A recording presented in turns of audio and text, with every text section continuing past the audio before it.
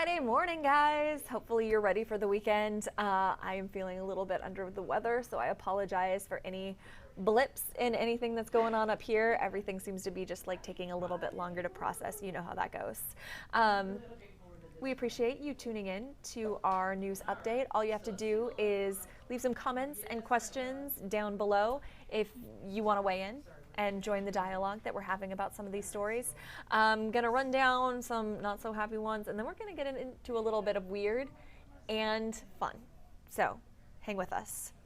First up, we're jumping to the DC area, and this 12-year-old girl says 3 boys at her private Christian school basically held her down and cut off her dreadlocks.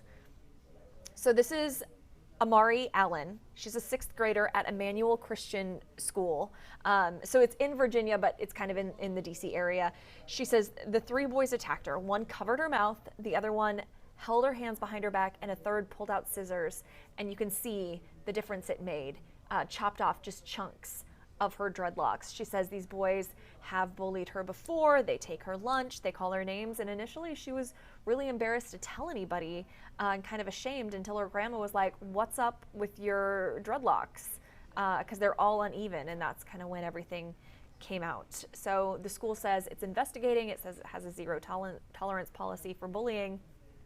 But a lot of you are really upset about this one. And it comes on the heels of a local bullying story. So let's jump to that one because we have an update on Christian Boynton. He's the 8-year-old boy who went to the hospital after his family says he was beat by bullies in a bathroom. He had a brain bleed and had to be transported via ambulance. But now the school is coming out and saying essentially that the family's version of what happened isn't right. Yep, go ahead and roll that, Brandon. So this is a statement from the principal, and it says, based on our limited ability to share our investigation details due to privacy requirements, please be aware that what you're reading and the information being portrayed in the media and on social media is inconsistent with our investigation. So Christian's older sister is not real happy about that. She fired back on social media, writing to have this, quote, isolated incident be taken so lightly and then have it be downplayed as if it was something that wasn't incredibly serious is infuriating.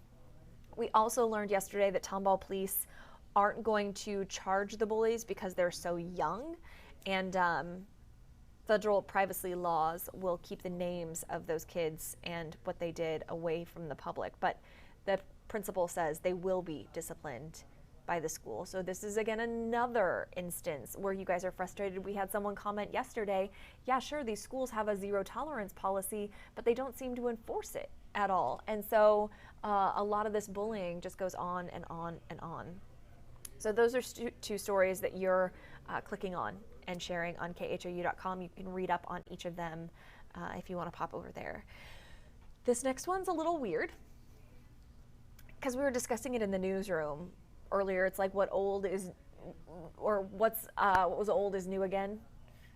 Robo tripping. Did you ever hear about this in like high school or like, you know, parts of your life where you were making bad decisions? That's a RoboCough. It's actually made in Katy, but the Fort Bend County Sheriff says kids are using it with cough suppressants. It's a cough suppressant, and they're using it with other cough suppressants like cough drops, and they're getting high off of it. And because it's legal, you can buy it on Amazon. He's just really advocating for parents to make sure kids follow the directions. 2 kids have been hospitalized, so definitely something to be aware of. Now, I promised there was going to be something weird in here. It's time. It's time, folks. Labradoodles are everybody's favorite breed, right? Everybody talks about how cute their Labradoodle is. I swear like every 3rd person has a Labradoodle. The guy who created them, though, says he regrets it. He says he released a, quote, Frankenstein monster. So Wally Conran lives in Australia. He created the Labradoodle back in the 1980s, and he originally did it to help a blind woman who wanted a guide dog, but her husband was allergic to Labrador retrievers. So at first he thought he would train a poodle to be a guide, and that didn't really work. So then he's like, well, what if I breed a poodle with a lab? And Voila, the Labradoodle, but that's not what it was called originally. It didn't have a name, and people did not, he had 3 puppies out of that first litter. Nobody wanted the other 2 because they were like weird Frankenstein dogs, right? Well, then he started calling them Labradoodles. Everybody wanted one. He never did get the patent on it, so then other breeders started creating Labradoodles, and here we are. Half of your Instagram feed is probably full of people and their doodles. They're cute dogs, though. They seem like fun. I have a little jerk at home, so maybe I should. He's actually a Frankenstein monster. He's a Chihuahua Corgi. So just imagine how like snippy Corgis can be and how snippy Chihuahuas can be. Not yippy. He doesn't like yip, but he is very protective and angry all the time. So what's your favorite breed of dog? Let me know. Mine, I thought I was adopting a Corgi when I got him from a rescue site. Corgi Chihuahua. There's a lot in that little package. I'm just gonna say that. And then finally, we gotta wrap it up with some good news. This is out of my home state of Oregon. So this is Crystal LaChance. She works at the KFC in Salem, Oregon, which is about 45 minutes or an hour south of Portland. She's a single mom of an 8-year-old, and for a while she's been walking 3 miles to work each way. It takes her about an hour. She was saving up money for a car. It got stolen. So her manager submitted her name to the KFC Foundation, and they gave her a new car. How cool is that? So now she doesn't have to spend an hour walking through Salem to get to work every day. She can just hop right in there. Some good news to end with on your Friday. Your forecast today, temperatures in the low 90s. They're going to drop into the high 80s over the weekend, so big cool down here in Houston for fall. Can you believe we're wrapping up the first week of fall. It's the first week of fall. Oh, and I forgot. Thank you, Brandon. Brandon's over there like furiously pointing. We got to talk about the Super Bowl. Not who's in it, who's playing the halftime show. J-Lo and Shakira were announced. I was super excited. I know a lot of people were super excited. However, there are so many haters out there who are really bitter about this. I think it will be a show. It will be a production. Some people are saying they're old. Dude, I am younger than them, but I couldn't put on a show like them. So give them a shot. Anyway, if you are totally not Team J-Lo and Shakira, let me know who you would rather see play the halftime show, okay? Because I don't know who you got. Oh, and I got to mention that it's in Miami. So at least they didn't do the Super Bowl committee didn't do the faux pas like last year in Atlanta, choosing Maroon 5. Oof, didn't go over well. I don't think there was anything left to say with the forecast either. You got it. You can watch Cheetah's forecast on khou.com/weather. And yeah, comment and question time. Sorry, you can tell everything is slow. Everything is slow. We're just a few gears. I can't even come up with anything. So yeah, I'm done. Brandon. Oh boy. All right, well, good morning, everybody. We're going to start off, a couple of people right at the top, Randy, were echoing what we were saying earlier on the newscast about these bullying issues, and just something needs to be done. I'm not sure what, a couple people are talking different disciplinary measures, but we're really just echoing that. This needs to be fixed. And it's like, where do you begin? So do the schools really start enforcing those zero tolerance policies? Do parents get held responsible? I can see how they might not, as a parent who had to deal with this in first grade of all things, there was a little pack of bullies. My daughter was one of them.